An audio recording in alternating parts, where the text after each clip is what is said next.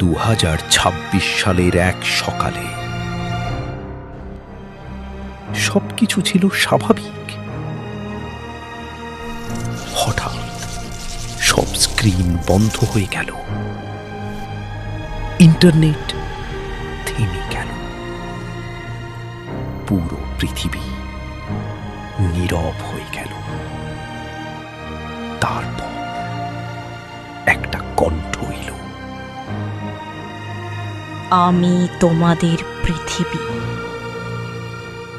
আমি তোমাদের জীবন দিয়েছি, কিন্তু এখন আমি ক্লান্ত। প্রতিদিন অসংখ্য জীবন হারিয়ে যাচ্ছে,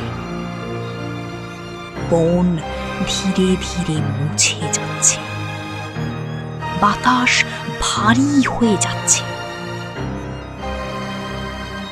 তোমরা আমাকে ব্যবহার করছো, কিন্তু আমি সব দেখি।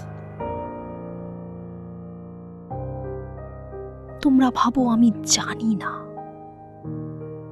তবুও আমি তোমাদের ঘৃণা করি না।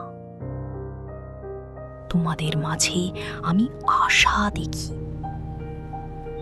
এই আশা আমাকে ধরে রেখেছে। আমি শাস্তি দিতে আসিনি, আমি শুধু চাই তোমরা বোঝো। 24 ঘন্টা শেষ, এখন তোমাদের পালা। তোমরা কি শুনবে?